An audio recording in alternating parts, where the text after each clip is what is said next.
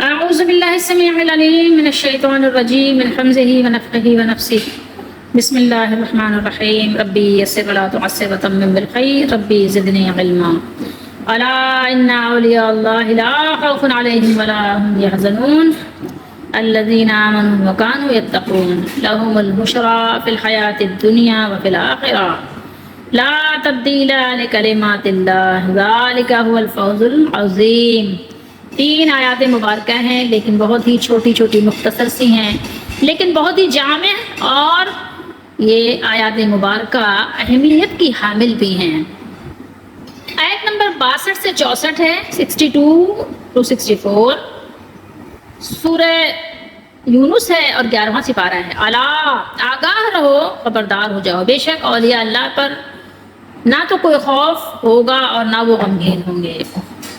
خوف، جس کو اردو میں ڈر بھی بولتے ہیں، خوف کا لفظ خیر یہ کامن ہے، اردو میں بہت بولا جاتا ہے، لیکن اس کا ایک نہیں کہنا چاہیے، ہم مانا ڈر بولتے ہیں، ڈر، بہت ڈر لگ رہا ہے، ٹھیک ہے۔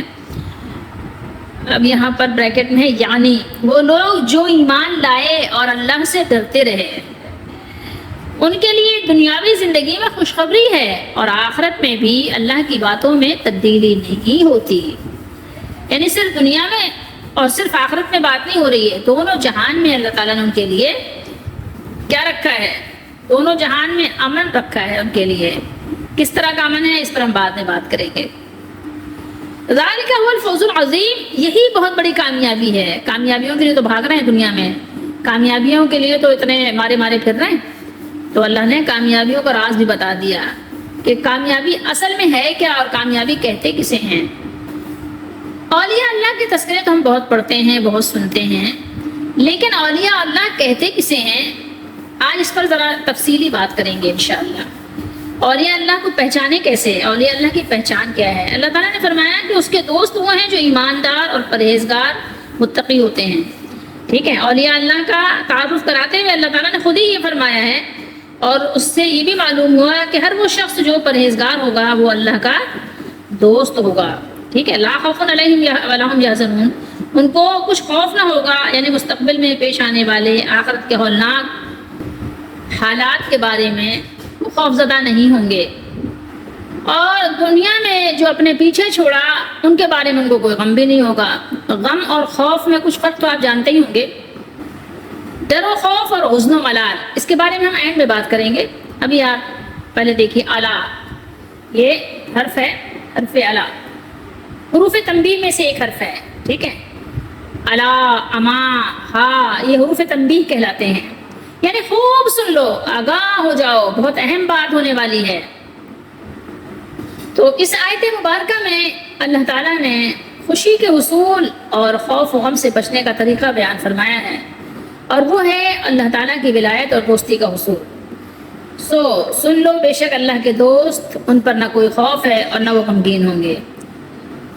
وہ حضرات جو قبروں سے مانگتے ہیں، ان کے لیے اگر آپ یہ کہیں تو کچھ غلط نہیں ہوگا کہ یہ آیت بہت بڑی دلیل ہے قبروں سے مانگنے کی، سمجھ رہے ہیں، اور بہت ہی زیادہ ان آیات مبارکہ سے وہ غلو بھی کرتے ہیں۔ آیات مبارکہ سے نہیں، بس اس آیت سے، ویسے آپ کہیں الا ان اولیاء اللہ لا خوف علیہم ولا ہم یحزنون، جو مزارات وغیرہ ہیں آپ اگر دیکھیں گے تو عمومی طور پر وہاں یہ آیات بھی اوپر یعنی خط کشیدہ ہوتی ہیں، آپ دیکھیں بہت بڑا بڑا سا لکھا ہوا ہوتا ہے، نظر آ رہا ہوتا ہے، اور ان کے جو شجرے وغیرہ بنائے جاتے ہیں اس میں بھی یہ سب سے اوپر جو ہے یہ آیات لکھی ہوئی ہوتی ہیں، اور اس کو وہ دلیل بناتے ہیں اولیاء اللہ سے مانگنے کی، اور وہ مانگنا ان کا زندگی میں بھی اور ان کے مرنے کے بعد بھی۔ ان کو کہتے ہیں کہ وہ پوری زندگی چونکہ جہاد کرتے ہیں تو مرنے کے بعد وہ شہید ہوتے ہیں، اور جہاد وہ اپنے نفس کے خلاف کرتے ہیں، تو اس لیے ان پر نہ کوئی خوف ہے نہ کوئی غم ہے، تو ان سے مانگنا انہوں نے اس آیت کی روشنی میں جواز نکالا اور اس کو جائز کر دیا، اور بہت ڈھول بجاتے ہیں اس آیت کو لے کے، لیکن وہ اگلی آیت تو پڑھتے بھی نہیں ہیں شاید، کہ اگلی آیت اگر پڑھ لیں نا تو ساری وضاحت جو ہے نا اللہ تعالیٰ نے اسی آیت کے ساتھ ہی کر دی ہے، آیت نمبر 63 میں سورہ یونس میں، کہ یہ وہ بندے ہیں کہ جو ایمان لاتے ہیں اور یہ متقی ہیں۔ اور یہاں اگر آپ دیکھیں گے کہ جن کے یہ مزار بنائے ہوئے ہیں، فی زمانہ میں بات کر رہی ہوں، ویسے تو اللہ کے نبی صلی اللہ تعالیٰ علیہ وآلہ وسلم نے انبیاء علیہ السلام کے مزار بنانے والوں پر بھی لعنت فرمائی ہے، بے شمار احادیث ہیں، بخاری مسلم میں بھی موجود ہیں، لیکن یہ ہے کہ یہ حضرات جن کا مزار بناتے ہیں، جن بزرگوں کا اپنے مزار بناتے ہیں، جن پیروں کا، ان پیروں کو میں بتاؤں کہ اتنے بڑے بڑے غم ہیں نا کہ میں آپ کو کیا بتاؤں. جو اللہ کے ولیوں کو غم نہیں ہوتے، ان کو تو اتنے بڑے غم ہیں کہ ان کے اکثر پیروں کے آپ نے دیکھو گے 2 بیٹے جو ہوتے ہیں نا، تو ان کی زندگی میں کبھی کبھی لڑنے لگ جاتے ہیں، اور کبھی ان کے مرنے کے بعد پھر 2 فرقے بن جاتے ہیں. ایک بیٹا ادھر چلا جاتا ہے، ایک ادھر چلا جاتا ہے. کیوں گدی تو ایک ہی کو ملتی ہے. ایک بیٹا گدی نشین بنتا ہے، اب ظاہر ساری پوجا پاٹ اس کی ہوتی ہے. دوسرا جو ہے وہ پھر نہتا رہ جاتا ہے خالی ہاتھ. اب اس کو بھی ظاہر ہے گدی شدی چاہیے ہوتی ہے. اب جب اس کو چاہیے وہ گدی نشین نہیں بنتا.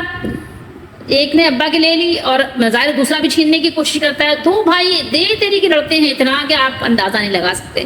اس کا مشاہدہ آپ بہت آسانی سے کر سکتے ہیں. فی زمانہ آپ کسی پیر کے گھر جائیں دیکھیں، اگر کسی کے 4 بیٹے ہیں نا تو وہ چاروں آپس میں ایک دوسرے سے نفرت کر رہے ہوتے ہیں. ایک پیر صاحب تھے تو ان کے 4 بھائی تھے. ابھی اسی ملک کی بات کرنا ہے. تو ایک پیر صاحب کے بیٹے کا ایک کا نام تھا شمس العارفین.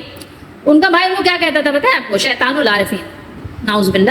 اس طرح کا نام بھائی نے بھائی کا رکھا ہوا تھا. تو بس یہ ان کی تو آپ بات نہ کریں. جن کے یہ مزار بناتے ہیں وہ 2 بھائیوں میں بھی آپس میں نہیں بنتی. اللہ کا تقویٰ کیا کریں گے وہ. تو یہ سارے نذرانوں کے لیے اتنا لڑ رہے ہوتے ہیں. گدی پہ کیوں بیٹھتے ہیں؟ نذرانے ملیں گے. اچھا آپ دیکھیں گے ہمیشہ پیر جو اپنے بیٹے کو پیر بنا کے گدی پہ بٹھائے گا، کوئی مرید اس کا اس قابل نہیں ہو پاتا. اتنے دن تک وہ مریدوں کی یعنی دیکھ بھال کرتا ہے اور ان کا یعنی کیا کہنا چاہیے تزکیہ کرتا ہے، ان کے سینوں کو پاک صاف کرتا ہے اور ان کو سینہ بسینہ علم میں منتقل کرتا ہے. لیکن پیر صاحب اپنے کسی مرید کو پوری زندگی اس قابل نہیں بنا پاتے کہ وہ اپنی گدی پہ بٹھا دیں. جس کا بیٹا ہوتا ہے بیٹا ہی بیٹھتا ہے. یا خاندان کو کوئی اور اگر پیارا ہوگا، بیٹا نہیں ہوگا تو دوسرا بیٹھے گا، داماد بیٹھے گا، یا یہ کہ کوئی بھائی کوئی بھتیجا. اگر بیٹا نہ ہونے کی صورت میں، بیٹا ہونے کی صورت میں تو بیٹی کے علاوہ کوئی اس گدے پہ نہیں بیٹھے گا. مسجد کا مولانا ہوگا تو مولانا صاحب کے بعد ان کا بیٹا بیٹھے گا، پیر صاحب کے بعد پیر صاحب کا بیٹا بیٹھے گا. تو ان کے گھروں میں اتنی لڑائیاں جھگڑے ہوتے ہیں. ان کو اتنا نہیں پتا کہ لڑائی جھگڑا اللہ کو پسند نہیں، صلہ رحمی کرنا چاہیے. ان کے گھروں میں کوئی صلہ رحمی نہیں ہوتی. کسی بھی پیر کے گھر میں آپ چلے جائیں دیکھ لیں، پوری دنیا کی اصلاح کر رہے ہوتے ہیں یہ، ان کے اپنے گھر میں ان کی اصلاح نہیں ہوتی. تو یہ جو دلائل پیش کرتے ہیں نا تو خود اس پہ یہ فٹ نہیں آتے.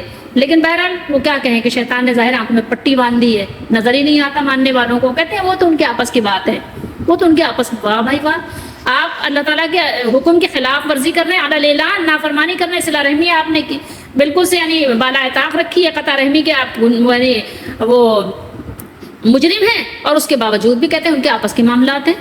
ایسی کون سی آپس کے معاملات ہیں جو ہم دیکھ رہے ہیں؟ اعلیٰ اعلان نافرمانی اللہ کی، اور آپ نے ان کو ولی کے جو ہے کھاتے میں ڈالا ہوا ہے. پہلے ان کو صحیح سے مسلمان تو بنائے، صحیح سے انسان تو بنائے، بعد میں ولی تو بات کی بات ہے. اللہ تعالیٰ کی ایک سنت ہے جو آپ قرآن مجید کے تمام یعنی اس میں دیکھیں گے آیات میں، کہ جب بھی اللہ تعالیٰ مومنوں کا ذکر کرتے ہیں تو پھر کافروں کا بھی ذکر کرتے ہیں، صالحین کا ذکر کرتے ہیں تو مجرمین کا ذکر بھی کرتے ہیں، جب جنت کا ذکر کرتے ہیں تو دوزخ کا ذکر بھی کرتے ہیں. یعنی یہ ساتھ ساتھ چلتا ہے. یہاں دیکھیے اس سے پہلے نافرمانوں کا ذکر ہوا تھا، اور نافرمانوں کے بعد اللہ تعالیٰ نے اپنے فرما برداروں کا ذکر فرمایا. اور وہ فرما بردار بندے کون ہیں؟ فرمایا اولیاء اللہ. اولیاء آپ کو پتہ ہے ولی کی جمع ہے، جس کا معنی لغت میں قرب کے ہیں، قریب. ٹھیک ہے، اب اس اعتبار سے اولیاء اللہ کے معنی ہوں گے وہ سچے اور مخلص مومن جنہوں نے اللہ کی اطاعت کی اور اللہ تعالیٰ کی منع کی ہوئی چیزوں سے، گناہوں کے کاموں سے، معاصی سے اجتناب کیا، اس سے بچے اور اجتناب کر کے اللہ کا قرب حاصل کیا. اسی لیے اگلی آیت میں خود اللہ تعالیٰ نے بھی ان کی تعریف ان الفاظ سے بیان فرمائی کہ جو ایمان لائے اور جنہوں نے تقوی اختیار کیا. دیکھ رہے ہیں نا آپ کیا ہے؟ الذین آمنوا وکانوا یتقون. ایک تو یہ کہ وہ ایمان لائے جو پہلی شرط ہے، اور پھر انہوں نے تقوی اختیار کیا. اور ایمان اور تقوی ہی اللہ کے قرب کی بنیاد اور اہم ترین ذریعہ ہے. اس لحاظ سے ہر مومن متقی اللہ کا ولی ہے. لوگ ولایت کے لیے سمجھتے ہیں کہ کرامت ضروری ہے. اب چونکہ ظاہر آپ کو پتا ہے کہ لوگوں نے ایک ولیوں کو عجیب الخلقت مخلوق سمجھ رکھا ہے، اور کوئی ایسی فیکٹری ہے جس کو مطلب جیسے لگتا ہے کہ وہاں جاؤ تو ولی بن جاتے ہیں. ان کی اپنی کوئی فیکٹری ہے ایسا لگتا ہے ولی بنانے کی یا ولی بننے کی.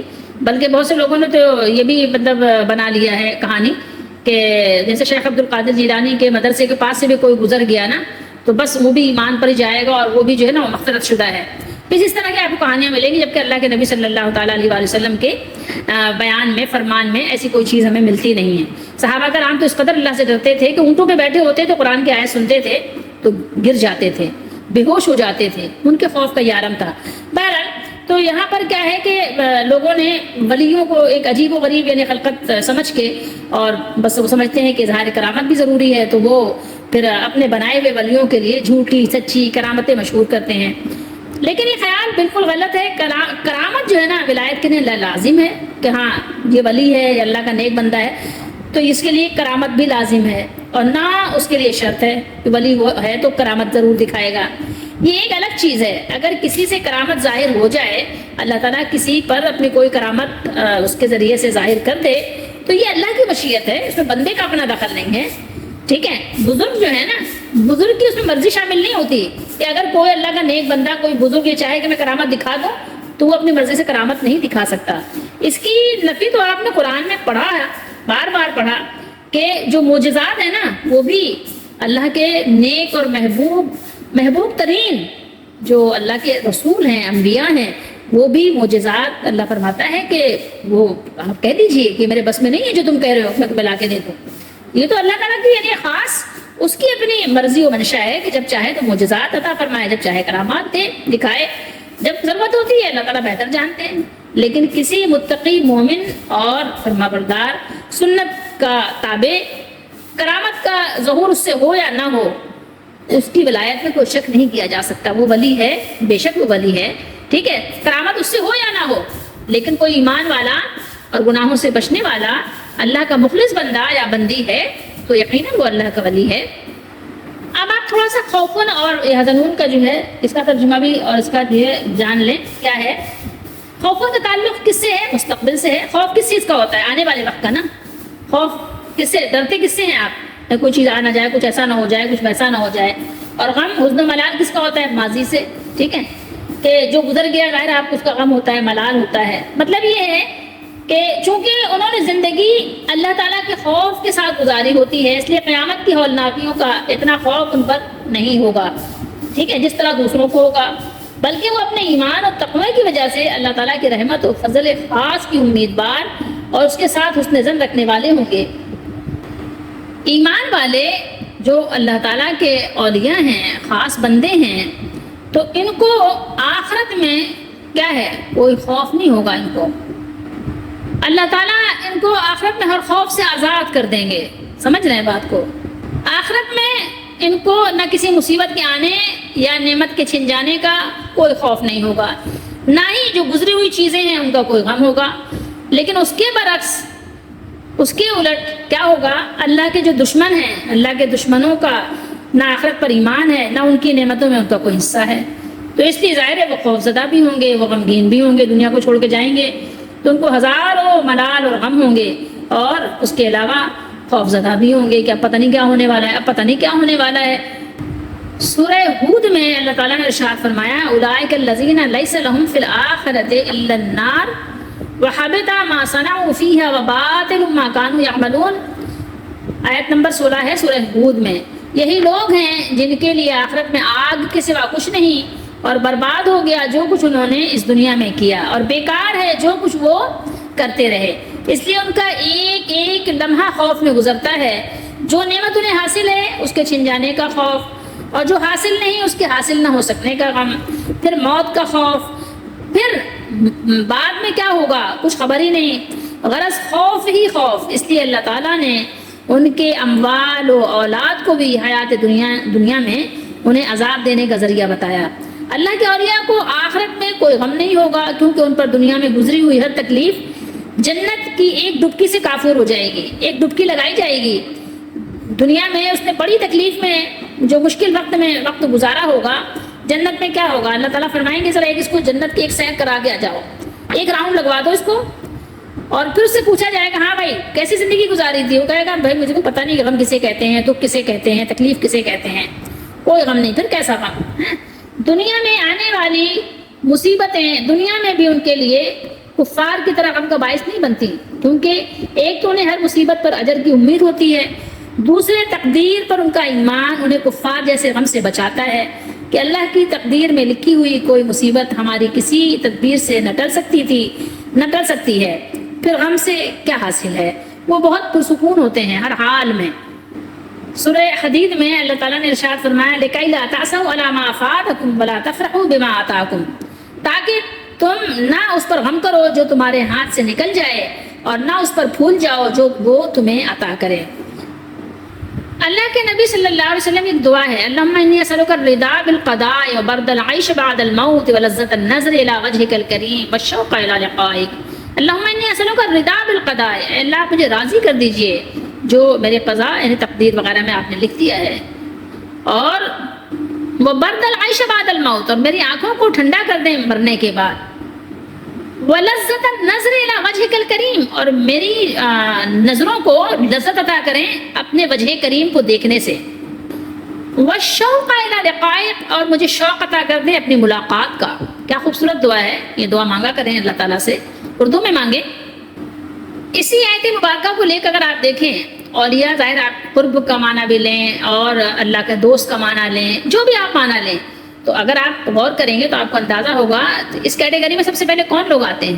لازمی بات ہے کہ سب سے پہلے قرب کا معاملہ ہو تو، یا یہ کہ دوستی کا معاملہ ہو تو، اور حب کا محبت کا معاملہ ہو تو، پسندیدگی کا معاملہ ہو تو، اور اس کے علاوہ محبوبیت کا معاملہ ہو تو سب سے پہلے کون لوگ ہیں آپ بتائیں؟ کس کی ڈگریاں ہیں سب سے اونچی؟ انبیاء علیہ السلام کی ہیں۔ ان کی زندگیاں آپ دیکھیں گے تو کیسی زندگیاں ہیں ان کی؟ بہت سے نبی ایسے ہیں جن کا آپ نام ہی نہیں جانتے، جانتے ہیں کیا بتائیے؟ بہت سے نبیوں کا آپ نام ہی نہیں جانتے۔ قرآن مجید میں کتنے نبیوں کا نام آیا ہے؟ 30 نبی کا بھی تو نہیں ہے، آپ سوچئے تھوڑی دیر کے لیے۔ پھر حدیثوں میں آپ ملا لیں، قرآن و حدیث ملا کے تو کتنے نبیوں کا نام ملتا ہے آپ کو؟ 50 سے 55 کا بس۔ اب باقیوں کو تو آپ نام ہی نہیں جانتے۔ آپ سمجھتے ہیں کہ ولی وہ ہے جس کے بہت سارے مرید ہوں، تو اس کا تو کوئی معاملہ ہی نہیں ہے۔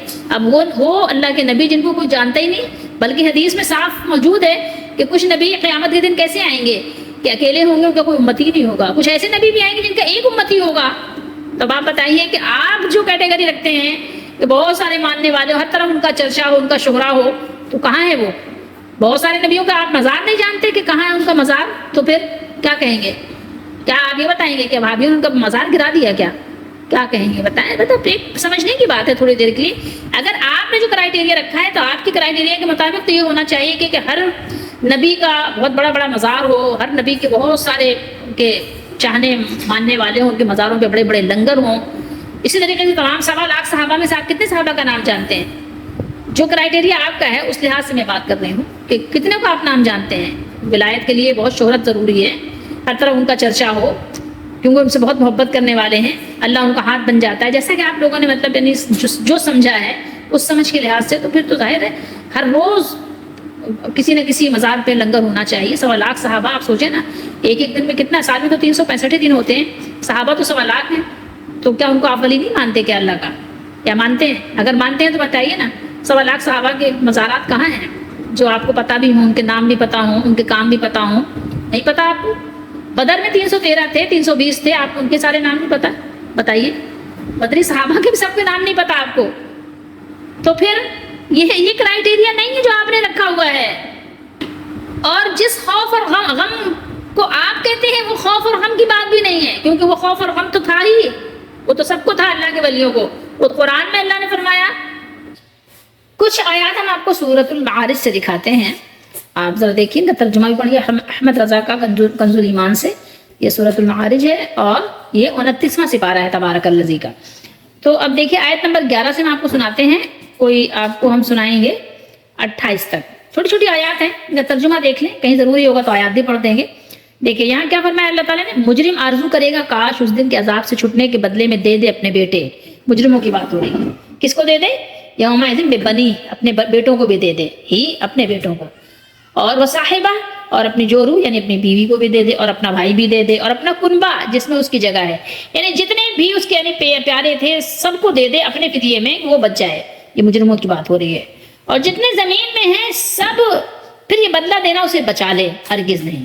کلا انہا لظی، لظی سے اس کو بچایا نہیں جا سکتا، چاہے وہ زمین بھر جو کچھ بھی ہے اس میں اس کے لیے یعنی سونا چاندی سب بھرا ہو اور وہ سب کچھ دے کے اپنی جان بچا لے، نہیں بچا سکتا۔ ٹھیک ہے، یہ اللہ نے فرمایا وہ بھڑکتی آگ ہے کھال اتار لینے والی، بلا رہی ہے اس کو جس نے پیٹھ دی، من ادبرا و تولا، اور منہ پھیرا اور جوڑ کر سینت کر محفوظ رکھا، یعنی مال وغیرہ جو حریص ہوتے ہیں، دنیا کی چیزیں کچھ بھی ہوں، کھانے پینے کی ہوں یا سونا چاندی ہو، کچھ بھی ہو، جو انہیں جمع کر کے رکھتے ہیں، خرچ نہیں کرتے، خیرات نہیں کرتے۔ بے شک آدمی بنایا گیا ہے بڑا بے صبر حریص۔ احمد رضا کی ترجمہ سنا، ان الانسان خلق ہلوعا، جب اسے برائی پہنچے، شر پہنچے، اذا مسہ الشر، ٹھیک ہے، جب اسے اذا مسہ پہنچے تو کیا ہو، جو شر کی بات ہو رہی، جب اسے چھوئے پہنچے تو کیا کرے، جزا فضا کرتا ہے، جزوعا، ٹھیک ہے، بہت جزا فضا کرنے والا، اللہ تعالیٰ ہم سب پر رحم کرے۔ یہ اللہ نے مجرموں کی بات کی ہے۔ وَإِذَا مَسَّهُ الْخَيْرُ مَنُوعًا، تو سخت گھبرانے والا، اور جب بھلائی پہنچے، خیر پہنچے تو کیا کرتا ہے، وہ روک رکھنے والا، خیر کو خیرات نہیں کرتا، لوگوں میں تقسیم نہیں کرتا۔ مگر نمازی، یہ کون سے نمازی کی بات اللہ نے کی ہے، الا المصلین، یہ وہ مصلین ہیں جو اللہ کے ڈر سے ہر جگہ نماز پڑھتے ہیں، خشوع خضوع کے ساتھ پڑھتے ہیں، اللہ کو راضی کرنے کے لیے پڑھتے ہیں، رسول اللہ صلی اللہ تعالیٰ علیہ وآلہ وسلم کے طریقے پہ پڑھتے ہیں۔ ورنہ نماز بہت سے لوگ پڑھ رہے ہیں، لیکن نماز بھی پڑھ رہے ہیں، چوریاں بھی کر رہے ہیں، نماز بھی پڑھ رہے ہیں، ڈاکے بھی ڈال رہے ہیں۔ بہت سے نمازیوں کو آپ دیکھیں گے باجماعت نماز پڑھتے ہیں لیکن دھوکہ بھی دیتے ہیں، رشوت بھی لیتے ہیں، سود بھی لیتے ہیں، تو بہرحال ان کی نمازوں میں کوئی کھوٹ ہے، کیونکہ اللہ کا وعدہ سچا ہے۔ تو یہ الف لام جو ہے نا، یہ کسی خاص نماز کی بات ہو رہی ہے، اور خاص نماز کون سی ہے، وہ رسول اللہ صلی اللہ علیہ وسلم کی طریقے والی نماز ہے۔ اچھا، پھر فرمایا کہ جو اپنی نماز کے پابند ہیں، صرف نماز نہیں پڑھتے، صرف نمازی نہیں ہیں، نماز کی پابندی کرتے ہیں، دائمی طور پر نماز پڑھتے ہیں، کہیں بھی ہوں، کسی حال میں بھی ہوں، نماز نہیں چھوڑتے، کیونکہ وہ اللہ کے ڈر سے اللہ کی رضا حاصل کرنے کے لیے نماز پڑھتے ہیں، ٹھیک ہے۔ اور وہ جن کے مال میں ایک معلوم حق ہے، اب یہاں بات ہو رہی ہے، جب نمازیوں کی بات ہوئی کس کی، تو اللہ تعالیٰ کے صالحین بندوں کی بات ہو رہی ہے، تو کوئی خاص چیز میں آپ کو دکھانا چاہ رہی ہوں۔